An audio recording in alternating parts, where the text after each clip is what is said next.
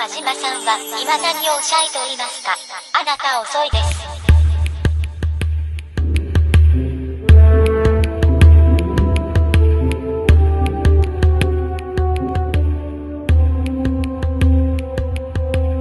Okay, the next film, The Dawn of the Planet of the Apes.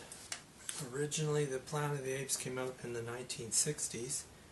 There were subsequent films, or no, 4 subsequent films, including that one makes 5. It was a masterpiece, and it's a masterpiece today. The one with Charlton Heston, the first one. The astronauts from the future landing back on Earth and not realizing that they were back on Earth in the future.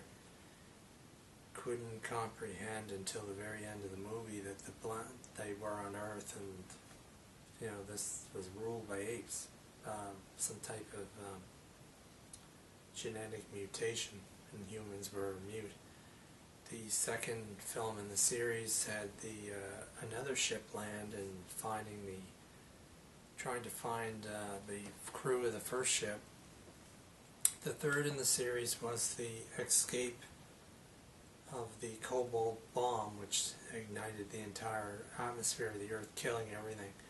But some escaped in the second ship that was made by the humans to go back into the past to land on Earth again, and they had a baby, and that was the end of that. The film after that was the baby growing up and starting a rebellion, and the fifth film was about the rebellion taking over the Earth and humans and apes coming together. Eventually some type of genetic mutation took place and humans lost their voice, or became deaf mutes and dumber and dumber and dumber. This particular franchise, this is like a reboot, but it started off as a disaster. The first film coming out in 2001, it just didn't work. It was too... it was like the writer just didn't really know what to do with this film, so they're going to fix it up. So that when the next one came out in 2011, it was about the birth of the genetics that caused the destruction of mankind, which is prevalent in the Dawn of the Planet of the Apes, where it's explained that about 90% of humans were killed off by this deadly virus that was created to make people with Alzheimer's intelligent again, or give them back their brain or mental set. And the consequences were that the virus killed humans. So the apes, which got smarter and smarter, ended up leaving San Francisco, going up into the hills and surviving, starting a new life and families up there, and they numbered into the hundreds. Now what happened was a war breaks out because the humans want the electrical power, which is in ape territory, from an old dam generator. The humans need a dam generator to send electricity down into San Francisco because they're running out of fossil fuels. The storage, how they got the fossil fuels to continue to be used over 10 years, I don't know, unless they had a chemist, because gasoline has a shelf life. It actually, the more gasoline ages, the weaker it gets. It eventually turns into a jelly. How they got the gasoline they were using to survive past 10 years is, I don't know. Maybe they had chemists still alive, not likely, from what I've seen in the movie, because apparently they never heard of solar power or wind power. But they need this dam to get electricity into San Francisco, and the dam's located in the ape territory, where they are very protective of their territory. It's run by Caesar. A group of humans head out to explore that area. They didn't realize that the apes had owned it, and they stumbled upon the apes. It was a disaster. The first human that got there shot one of the apes, and They barely got out alive, but they were allowed to come back again and start the dam up because Caesar realized that if he told them they couldn't, they were going to come anyway, and he didn't want to lose one ape life. He wanted to keep everybody strong and that the two sides could hopefully find some way to coalesce, live together. Unfortunately, that doesn't always work out because if you know anything about paleontology, you'll know that the Cro-Magnons and the Neanderthals had that situation going in Europe where they were coexisting beside each other. Neanderthals disappeared, although they shouldn't have.